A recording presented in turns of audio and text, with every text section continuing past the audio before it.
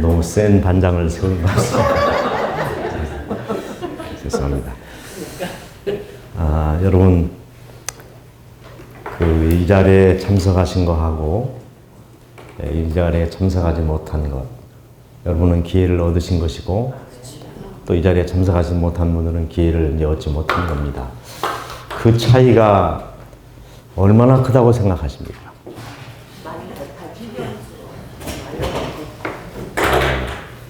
한번 좀 물어볼게요.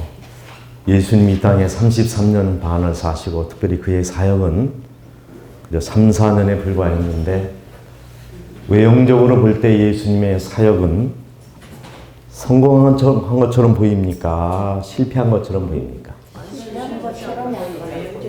최소한 예수님이 십자가에 달려 돌아가시 시간까지만 두고 말한다면 예수님은 그 사역이 성공한 것 같지가 않습니다. 그런데 예수님이 이제 부활하신 다음에 이제 기독교가 다시, 사실은 예수님이 돌아가셨을 때 예수님만 돌아가신 것이 아니라 제자들도 죽었고 사실은 기독교가 죽은 것입니다. 그랬는데 예수님께서 죽으심으로 말미암아 한 40일 후에 그 다음에 50일째 되는 날은 강력한 이른비의 역사가 있었고 이제 초대교회가 탄생하게 되는 것이죠. 근데 우리가 여기서 놓치지 말아야 할 한 가지 중요한 사실이 있습니다. 예수님이 제자들과 40일 동안 함께 다락방에 거하시면서 무엇을 하셨습니까? 자기가 이 땅에 오게 된 이유, 구약에 예언된 모든 예언들이 사실은 예수님에게 초점이 맞춰졌다는 사실을 배우면서, 그리고 자신들이 십자가에 못 박은 예수가 우리가 그토록 기다리던 메시아였다는 사실을 깨닫게 되죠. 그리고 그들은 철저하게 회개하고 그 결과로 제자들이 먼저 이른비를 경험하고 뿐만 아니라 나가서 전했을 때 하루에 3,000명씩 회개하는 놀라운 역사가 일어났습니다. 근데 그때에 하루에 3,000명씩 회개하는 사람들은 한 번에 제자들의 설교를 듣고 회심한 걸까요? 아니면 예수님이, 그렇지 않습니까? 예수님 살아계실 때는 예수님을 받아들이지 않았지만은 예수님이 돌아가신 이후에 또 그 후에 벌어진 여러 가지 사건들을 주목하면서 성령의 비춤으로 말미암아 죄를 깨닫고 회심한 사람이었을까요? 전자입니까? 후자입니까? 후자라는 거예요. 그러니까 예수님이 병을 고쳐주고 또 교훈을 던졌을 때는 많은 사람들이 그냥 그것을 별 고마움 없이 받아들였는데 이제 시간이 지난 후에 성령께서 강하게 그들의 마음에 빛을 던져줬을 때 그들은 어땠습니까? 예수님이 던져주신 그 교훈이 그렇게 위대한 교훈이라는 사실을 깨닫고 그때 회심한 겁니다. 그래서 여러분 그 대쟁투에 보니까 조사심판이 있고 우리가 그 앞에 설 터인데 하나님께서 가장 엄히 추궁하시는 것이 뭐냐면 기회를 놓친 거라고 얘기했어요. 그래서 여러분 여기 앉아서 기별을 들은 분하고 듣지 않는 사람은 이 차이는 우리가 볼 때는 별 차이가 안 나는데 언제 차이가 날까요? 늦은 비가 내릴 때 저는 차이가 난다고 생각합니다. 여러분 아주 대단한 특권을 얻으신 겁니다. 자, 오늘 저는 여러분에게 매우 중요한 한 질문을 던질 터인데 여러분께서 이 답을 좀 해주시면 제가 참 기쁘겠습니다. 예수님의 초림과 예수님의 첫 번째 이 땅에 오심과 예수님의 두 번째 오심, 이것을 처음 왔기 때문에 처음 초자 초림이라고 얘기하고, 그 다음에 예수님이 다시 오시는데 이 초림과 예수님의 재림과는 결정적인 차이가 뭘까요? 예수님의 초림과 예수님의 재림이 결정적으로 다른 것이 뭘까요? 초림은 죄인을 위해서 오셨고 재림은 의인을 위해서 오십니다. 야, 우리 박지혜 전도사님이 우리 중앙교회 제자라 그런지 아주 정답을 딱 맞춰주셨어요. 그리고 초림은 은혜시가 있지만 재림은 은혜시가 없어요. 정확하게 답을 해주셨습니다. 보세요. 예수님이 처음 이 땅에 오셨을 때는 아직 죄인들에게조차도 기회가 있었습니까? 없었습니까? 있었습니다. 그때라도 너무 늦은 것이 아니었습니다. 근데 예수님이 구름 타고 오시는데 그때 예수님 잠깐만요. 내가 아직 회개를 하지 못했으니까 잠깐만 기다려 주십시오. 이렇게 얘기할 수 있어요? 없어요? 없어요. 이미 예수님이 오시는 그 순간은 각자의 운명이 어떻게 됐습니까? 그리고 예언의 도표에 의하면 그렇죠. 가장 중요한 것이 뭐냐면 내셔널 선데이 로, 내셔널 선데이 로. 이게 일요일 시험령입니다. 이게 대단히 중요합니다. 일요일 시험령이 나게 되면은 그죠? 이제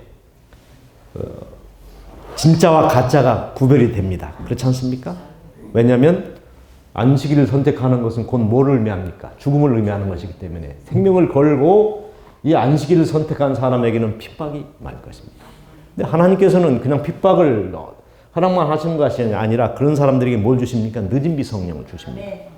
그래서 그들이 가지고 있는 매우 강력한 기별을 전하게 만들고 그 기별에 대하여 반응하는 일이 있을 것입니다. 왜냐하면 하나님께서 기별을 세상에 주지 아니하시고 일방적으로 심판을 한다든가 그냥 일방적으로 오셔버리면 뭐가 문제가 생기나? 하나님의 공의에 문제가 생겨요.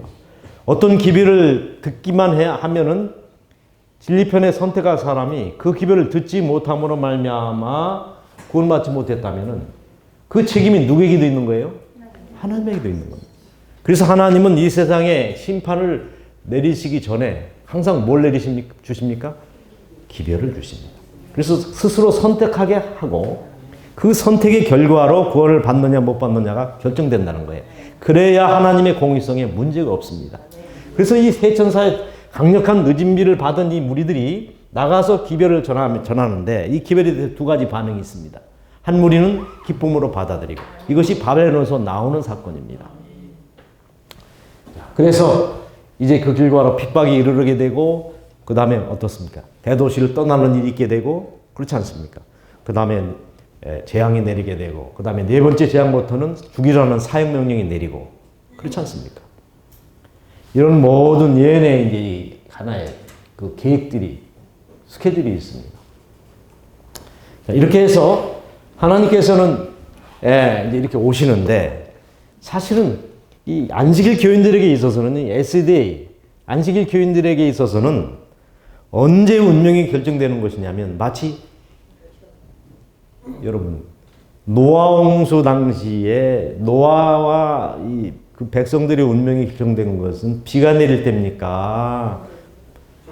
방주의 문이 닫힐 때입니까? 우리는 비가 내릴 때에 운명이 결정되는 것으로 알지만 그렇지 않습니다. 방주의 문은 이미 비가 내리기 일주일 전에 어떻게 했습니까? 닫혔다는 거예요. 그래서 여러분 안식일 교회의 운명하고 세상 사람들의 운명이 다릅니다. 안식일 교인들은 하나님께서 이 세상에 기별을 전하기 위해서 선택된 무리이기 때문에 늦은 비를 받지 못한 사람은 사실 그 운명이 끝난 겁니다. 우리는 그것을 아셔야 돼요. 세상에 있는 사람들은 늦은 비를 받은 우리가 전하는 기별을 받고 선택하느냐 여부에 따라서 운명이 결정되지만은 안식일 교인들에게는 늦은 비를 받지 못했느냐 받았느냐 이거에 의하여 결정된다는 거예요. 왜냐하면 우리는 미리 선택을 받고 미리 기별을 받고 미리 이 기별을 전하도록 특별한 사명을 가지고 태어난 백성이기 때문에 그런 것입니다. 자, 그런데 잘 보십시오. 예수님이 이 초림하실 때는 이런 여지가 이렇게 열려 있었습니다. 이게 뭐 일요일 협령이라든가 뭐 이런 개념이 없었으면 안식교인들이 있었던 것도 아니고 그렇지 않습니까? 근데 예수님이 오시는 재림의 그 순간에는 아직 죄를 가지고 아직도 회개하지 않은 백성들에게 사람들에게는 기회가 없었다는 거예요. 이 말은 뭐냐면 초림은 죄인을 회개시키고 구원하려 오셨지만은 재림의 목적은 뭐죠? 의인을 구원하기 위해 데리러 오시는 거예요.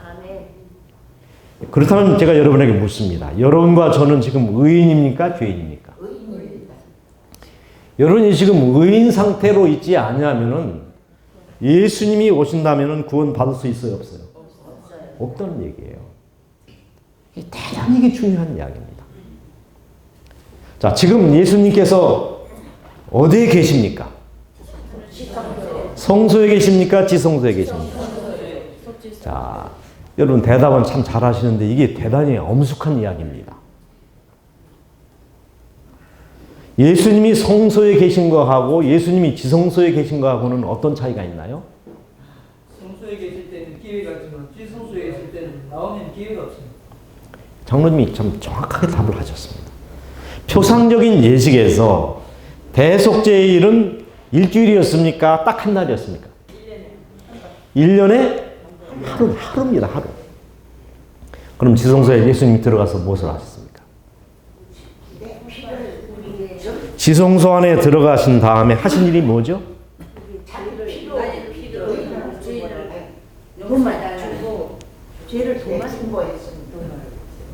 피를 가지고 어디로 들어갔습니까? 지성소 안에 들어가서 어디다 뿌렸어요? 예, 제일 나중에는 그 앞에도 뿌리지만은 법궤 위에다가 피를 뿌렸습니다. 법궤는 뭐가 들어있죠? 계명이 들어있습니다. 법이라고 하는 것은 우리의 죄를 어떻게 하는 거예요? 죄인이냐 아니냐를 판가름하는 기준이 율법입니다. 근데 우리는 다 죄가 많거든요. 죄가 없어서 하늘에 가는 것이 아니라 죄를 용서받은 사람이 가는 곳이기 때문에 희망이 있잖아요. 그런데 그 십계명이 그 들어있는 법궤 뚜껑에 피가 뿌려졌다고 하는 것은 실제로는 우리의 죄 위에 용서의 피가 뿌려졌다는 말하고 똑같습니다. 자, 그런데 그런 경험을 한 다음에 예수님이 지성소에서 나오는 순간에 하시는 일이 딱 한 가지가 있었습니다.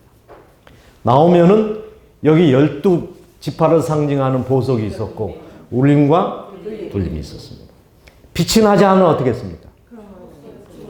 예, 빛이 나지 않으면 그냥 죽이는 것이 아니라 어느 지파 누가 죄를 아직 회개하지 않았는지가 제비를 뽑으면 알게 되어 있습니다.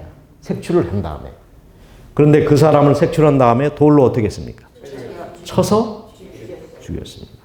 하나님은 그 죄인을 죽일 마음이 있으신 게 아니고 그 죄인이 죄와 결합되어 있기 때문에 죄를 버리면은 사람과 죄가 분리되는데요. 죄를 회개하지 않았다는 얘기는 내가 죄를 아직 품고 있다는 얘기이기 때문에 그 사람을 치려고 하나님이 심판하는 게 아니에요. 그 속에 있는 죄를 치다 보니까 죄와 결합되어 있는 그 사람이 죽게 되는 것이죠. 그런 다음에 이제 죄가 그렇게 해서 이 백성들로부터 분리가 된 다음에 하는 일은 뭐냐면 완전히 회개한 사람들에게는 어떻게 했냐면 손을 들어서 대제사장이 축복을 선언했습니다. 이것이 이제 표상적인 예식이고 이 실체가 뭐냐면 예수님이 지성소에서 나와서 하시는 일이 뭘까요? 지성소에서 나오는 사건이 재림이라는 거예요. 아시겠습니까? 이 땅에 오셔서 누구는 축복하고 예수님의 재림을 위하여 준비된 죄를 해결한 사람들에게는 축복을 하고 데려가시고, 그죠? 용서받지 못하고 아직 죄를 그대로 가지고 있는 사람들은 어떻게 합니까? 돌로 쳐서 분리시키는 겁니다. 그래서 예수님이 오실 때에 뭐라고 부르짖죠? 우리로 하여금 보좌에 앉으시니와 어린 양의 나서로부터 우리를 어떻게 하라? 가리우라 하면서 뭐를 향하여 그렇게 합니까? 바위와 돌들이여 내 머리에 떨어져서 어린 양과 보좌에 앉으신 어린 양으로부터 나를 어떻게 하라? 나를 죽여달라는 그 얘기입니다. 이게 똑같은 이야기가 지금 재림과 그죠?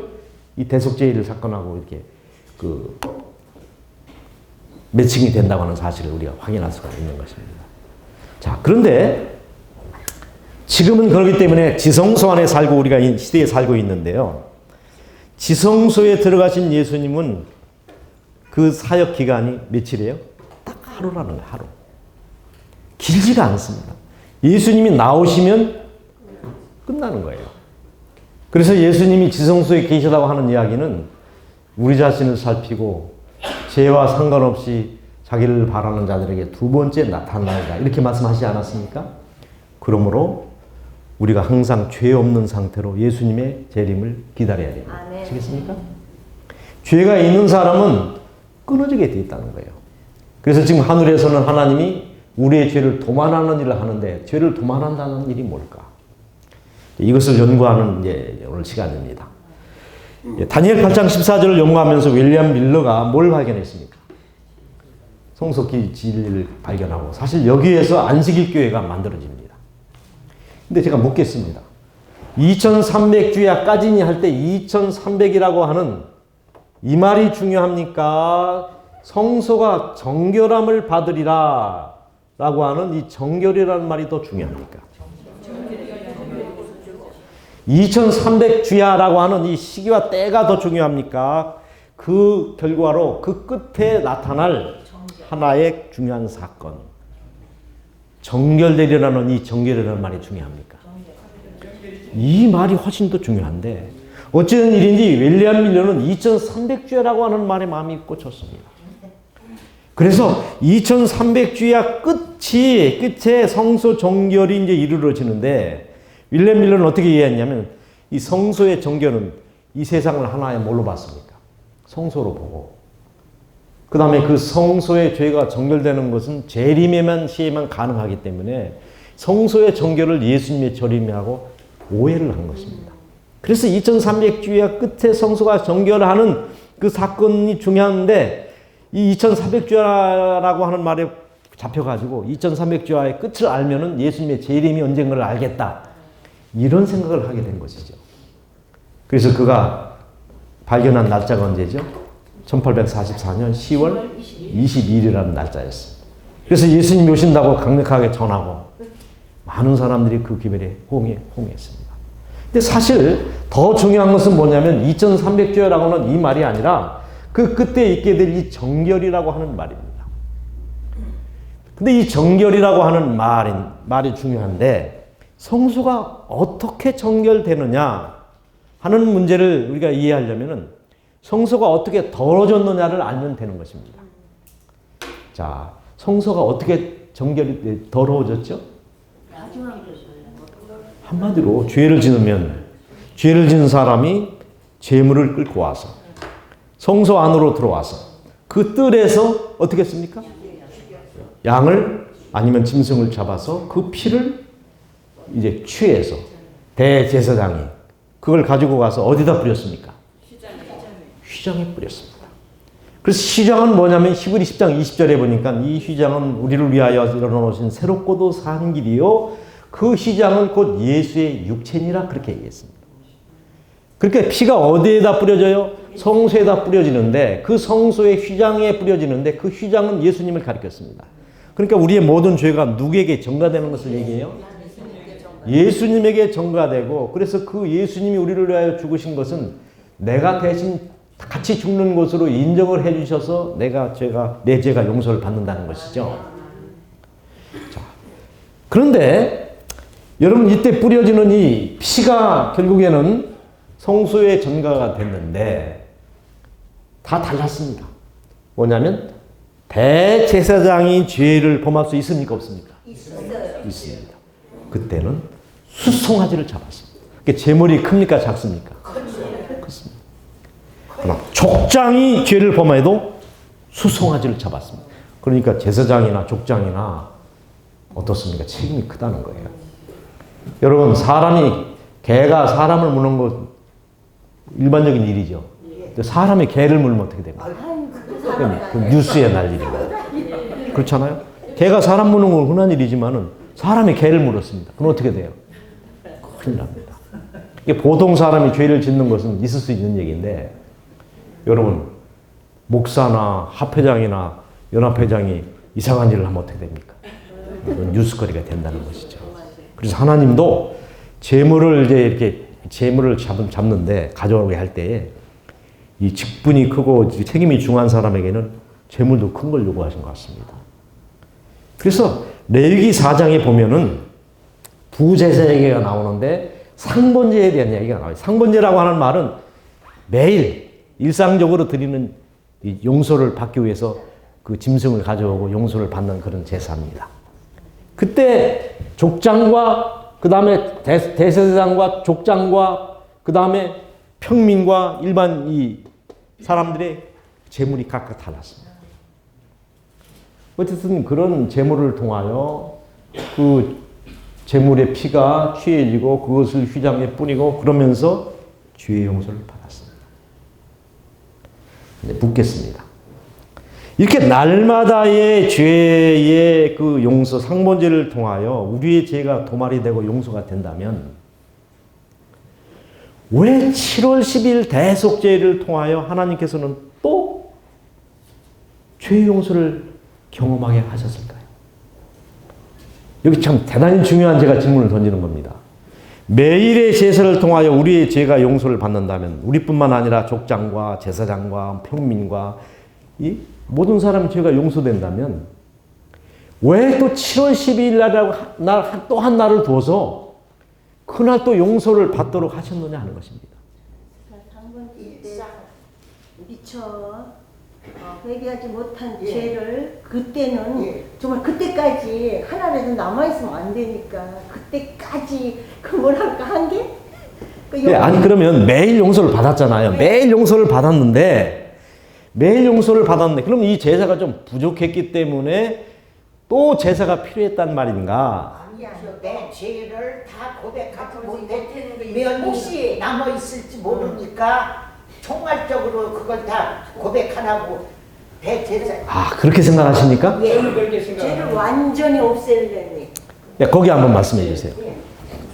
7월 10일 날 대속죄일이 필요했던 이유는 내가 고백은 했지만 내 죄의 증가가 그리스도의 휘장에 뿌리는 그 의식과 같이 내 죄가 예수님께 완전히 가압이 되지 않았다는 뜻입니다. 그래서 7월 10일 날 내 죄가 완전히 그리스도께 바쳐지는 그 의식으로 그게 필요하지 않나. 지금 이제 설명을 이제 제가 하자면 이것입니다.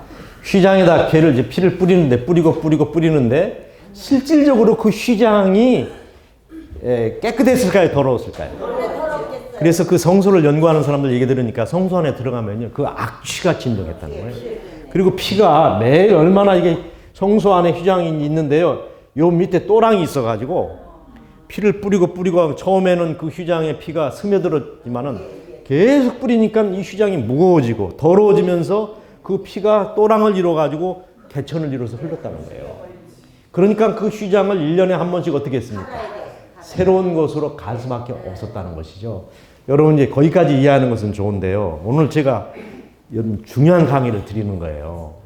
상번제를 통하여 우리의 죄가 조금이라도 덜 용서된 것이 있고 용서받지 못한 죄가 혹시 있어서 또 한 날을 주신 것으로 여러분 이해를 하시는데 여기까지 이제 여러분이 이해할 수 있는 한계까지는 여러분이 이해하신 것입니다.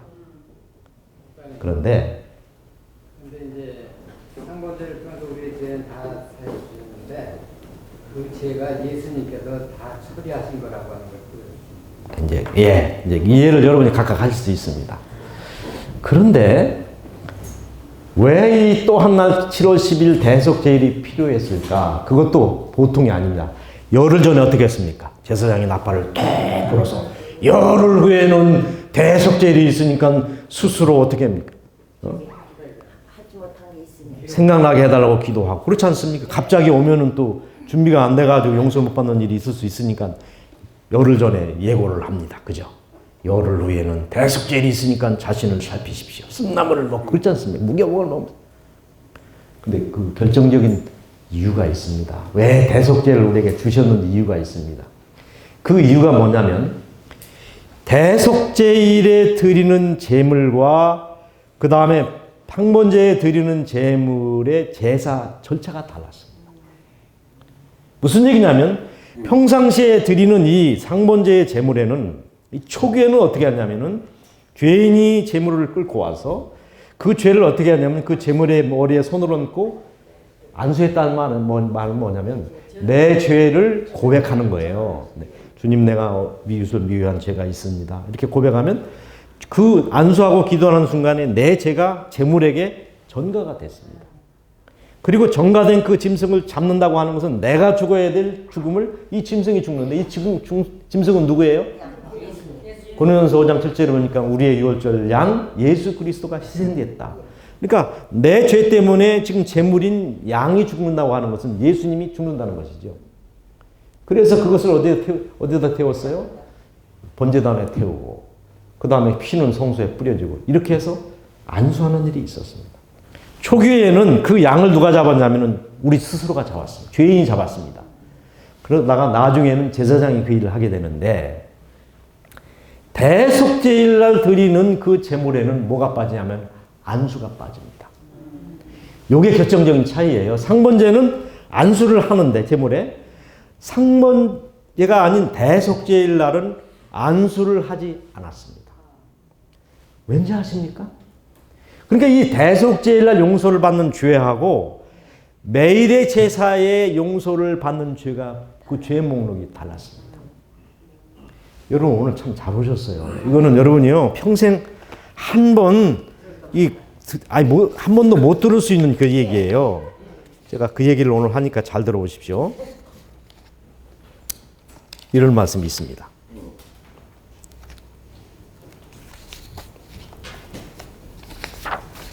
이것은 지금 예언하시는 말씀이기 때문에 제가 아주 정확하게 읽기 위해서 나왔습니다.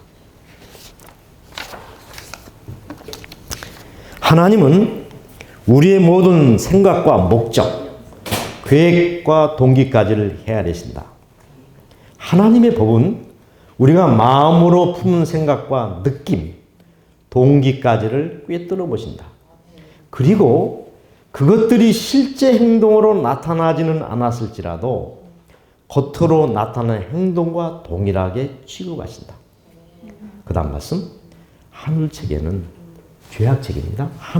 죄악책에는 죄를 지을 기회가 있었으면 지을 뻔했던 죄들이 우리의 이름 아래 낱낱이 기록되어 있다. 내가 현실로 죄를 안 졌는데도 그게 기록된다는 말씀에 예. 무슨 얘기인지 겁나는 얘기죠? 예. 뭐라고 되어 있냐면 하나님은 우리의 마음의 동기와 동기, 예? 생각, 품은 생각을 다 아시고 내가 실제로는 그 죄를 범하지 않았는데 그런 기회가 주어지면은 지을 뻔했을 그 죄가 실제로 그 죄를 범한 것처럼 우리의 죄의 계정에 그 죄가 기록되어져 있다는 거예요. 이게 교회 증언 5권 1085페이지 말씀입니다. 제가 이 말씀을 읽고 깜짝 놀랐습니다. 진짜로 구원받을 사람은 하나도 없네요. 그러니까 우리 구원이 의미가 있는 거예요. 제 얘기를 잘 들어보세요. 여러분 우리가 다윗을 우리가 이 사건을 우리 아내를 취한 얘기, 바세바를 취한 얘기를 읽을 때 분노합니다. 지금 나라가 말입니다. 블레셋과의 전쟁이 있고 막 이 전쟁이 있는데 일국의 왕이라는 사람이 말입니다. 늦게까지 일어나서 모든 백성 옛날에는 전쟁이 나면 왕이 진두지휘 해야 했습니다. 근데 늦게 잠을 자고 다 지금 나가서 싸우는데 어떻게 합니까? 일어나가지고 그렇지 않습니까? 그 자체도 불경스러운 일인데다가 또 남의 아내를 어떻게 했습니까? 취했습니다. 근데 여러분 우리아의 아내를 취한 다음에 죄를 냉큼 내놨습니까? 숨겼습니까?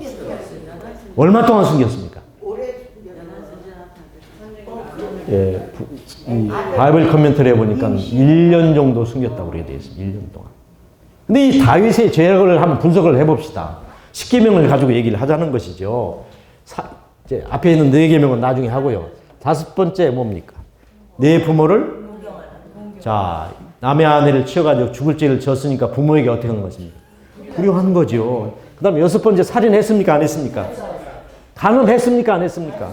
도둑질했습니까? 안 했습니까? 예? 남의 아내를 뺏었습니까? 안 뺐습니까?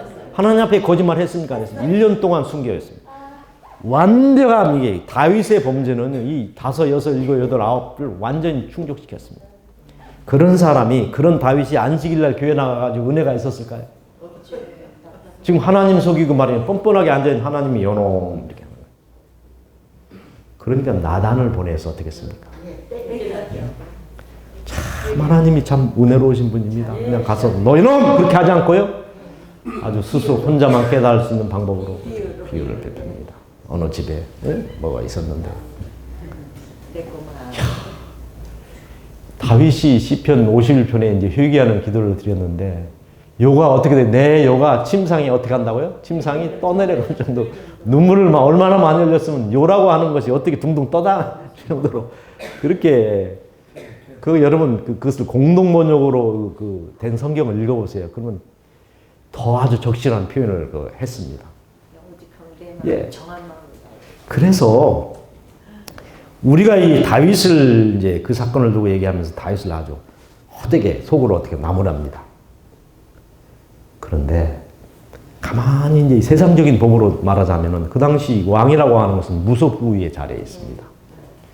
솔로몬은 처첩이 몇 명이었습니까? 1000명에 부위와 빈장이 뭐 700, 300 해가지고 1000명에다 본부인 1명 하니까 1001명입니다. 이게 그 당시에 왕들은 그렇게 해도 그것을 죄라고 하지 않았습니다. 그러니까 다윗이 뭐 어떤 아내를 뭐 한 여인을 취했다는 것 자체가 그 당시 법으로 말하자면은 그냥 있을 수 있는 얘기입니다. 하나님의 법에 의하면 그건 어떻습니까? 안 되는 일이지 않습니까? 자, 우리가 이런 얘기가 있어요. 남자분들 잘 들으십시오. 남자가 눈빛으로 여자를 임신시킬 수만 있다면 세상의 모든 여자들은 임산부가 되어 있을 것이다. 남자가 눈빛으로 여자를 임신시킬 수 있다면 모든 세상의 여자는 항상 배가 불러있을 거예요. 그런데 목사님 좀 불만이 있습니다. 여자는 그러면 그렇게 안 합니까? 여자는 그렇지 않습니다. 왜냐하면 아니 남자와 여자하고는요 저거하고 다릅니다. 여자는 이 자극에 의하여 성적인 중독을 느끼지만 남자는 이렇게 생산 능력이 이게 생겨날 때는 그런 거가 있는 모양입니다. 그래서 남자가 만약에 눈빛으로 여자를 임신시킬 수 있다면 어떻게 해요? 모든 여자는 다 뭐가 돼 있을 것이다. 그러니까 우리가 생각하는 죄의 개념과 하나님이 생각하는 죄의 개념은 어떻습니까? 다르다는 거예요. 그래서 이게 죄라고 하는 것이 우리는 발각되지 않는 것에 대해서는 어떻게 하면 죄로 아니라고 얘기합니다. 5권 몇 페이지인가요? 네, 교회정원 5권 1085페이지 말씀입니다. 예, 1085권 그걸 이제 영문이니까요. 그 번역에서 한 부분을 찾아보시면 잘 될 것 같습니다. 교회정원 5권 1085페이지 말씀입니다. 1085페이지. 예. 그렇게 해서 세상의 법하고 그래서 성경은 뭐라고 얘기했냐면 여자를 보고 음욕을 품는 자마다 이미 간음했다고 하는 거예요. 세상 법은요 아무리 죄를 범했어도 그것이 발각되거나 그죠? 드러나지 않은 증거가 없는 것에 대해서는 죄로 인정하지 않는데 하나님은 이미 그 죄를 범하지 않았다 할지라도 그럴 가능성이 있는 죄까지도 이미 그 사람을 죄인으로 여긴다는 거예요. 그러니까 우리 속 사람이 변화되지 아니하면 의미가 없다는 것이죠. 아시겠습니까? 속 사람이. 그래서 안식일교회의 교리는 매우 정연합니다. 왜냐하면 이 속 사람의 변화를 위해서요 먹는 것까지도 다 어떻게 합니까?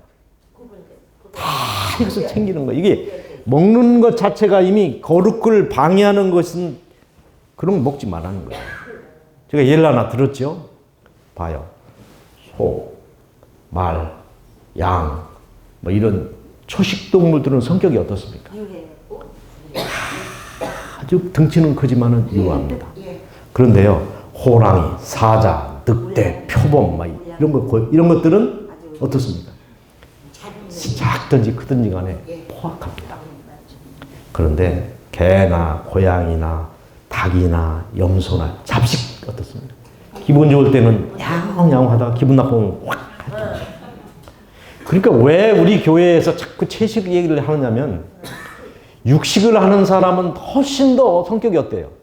죄를 지을 가능성이 많다는 거예요.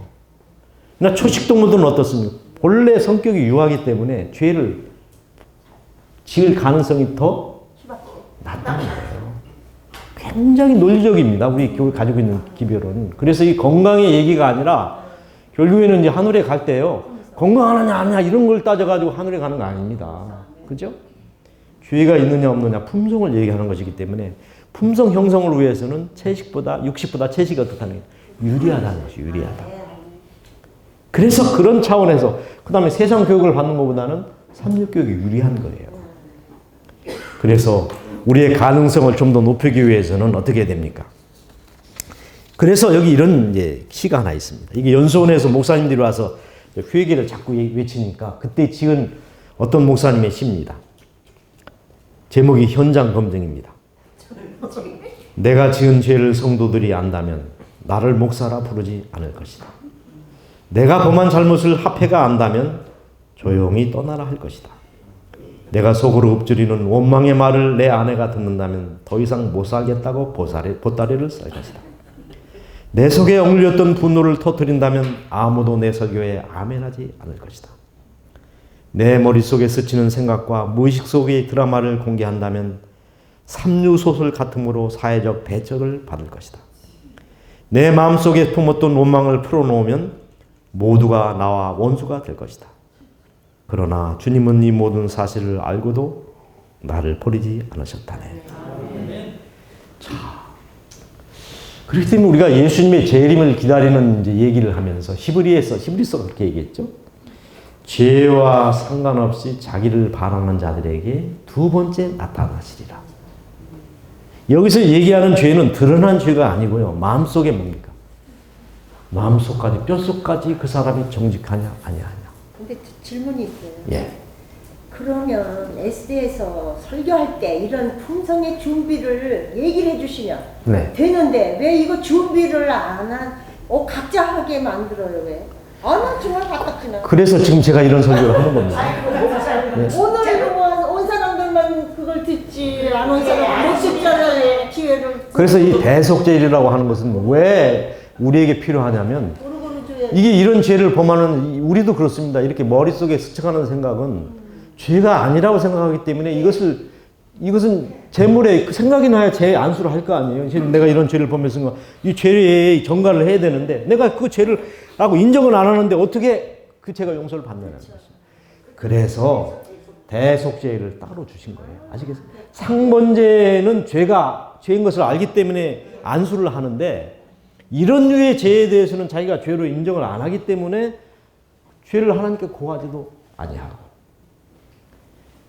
그러므로 말미암아 하나님께서는 우리를 불쌍히 여기셔서 특별히 대속죄일 날 용서해야 될 이 죄가 있다는 사실을 우리를 깨닫게 하시는 거예요. 아시겠습니까? 지금 그 생각으로 하는 거 동기 네. 이거 지금 회개해야 되잖아요. 회개해야 돼요. 그래서 하늘에서 예수님이 대속죄에 지금 지성소 안에 들어가서 죄를 도말하시는데 내가 동의를 안 하는데 하나님이 그 죄를 지울 수 있어요 없어요? 없어요.